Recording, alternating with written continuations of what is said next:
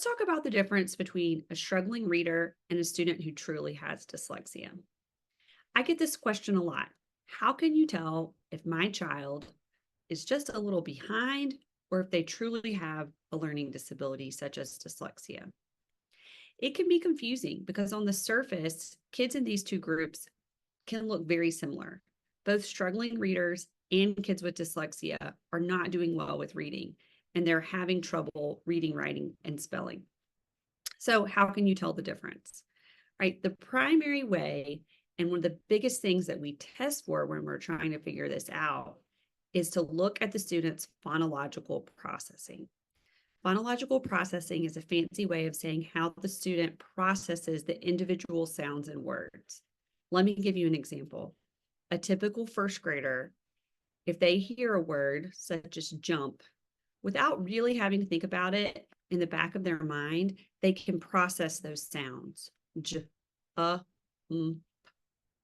However, the child with the phonological deficit has a much harder time with that. They might confuse sounds. So they might process the word jump as t, mm. They might leave out a sound and process it as j, mm. Or they might mix up the order of the sounds, j, up. The sounds get jumbled, and this leads to a lot of problems when they're trying to learn to sound it out. And they end up having a lot of trouble with decoding, word recognition, and with automatic recognition and storage of words. So, a phonological deficit is the hallmark of dyslexia. If a child has the phonological deficit and they're experiencing weaknesses in their word reading and spelling and reading fluency, then that child has dyslexia. If we test the child and they do not have a phonological deficit, their sound processing is normal and they are good in those areas, but they are still having weaknesses with learning to read, write, and spell, that child would be typically considered just a struggling reader because they don't have that hallmark of dyslexia, the weakness in phonological processing. Another characteristic of dyslexia is that it tends to be more stubborn and more resistant to intervention. Whereas a child who is a struggling reader, if they have gotten some specialized help in school or outside of school, they should respond quite quickly. So that's another thing that we look at in the testing process. We talk with the parents and we get documentation from school about how much specialized help the child has had. If we have a student who has weak word reading and spelling, but they don't have a phonological deficit and they haven't really gotten any specialized help in school, we probably would just consider they're a struggling reader because they're not doing well, but they haven't really gotten any specialized help. And if their phonological processing is good, we can assume that if they get some extra help at school or outside of school, that they will respond really well. Now, if they don't, then we would want to revisit that student's profile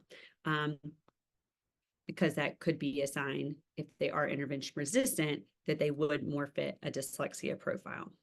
The other difference is just a difference in how many weak skills the student has.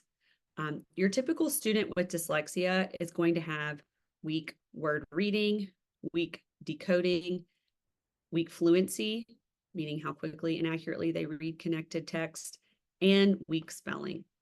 Now, they might have one of these four things that's okay in the low average range, but they're going to have weaknesses across the board the vast majority of the time. Whereas a student who's a struggling reader would have more of an isolated weakness. And sometimes those isolated weaknesses, it's like a domino effect. It can start affecting other areas, but typically the weakness is more in one or two particular skills instead of a wide array of skills weaknesses. So those are some difference between a student with dyslexia and a typical struggling reader. If you suspect that your child is a struggling reader and you're not sure if they might have dyslexia, I definitely recommend a consultation and testing with one of our educational consultants because we do take a very in-depth approach. We are specialists in this and can help you rule in or rule out dyslexia, which just helps you know what kind of help to get at school and outside of school to make sure your child has the best possible outcomes.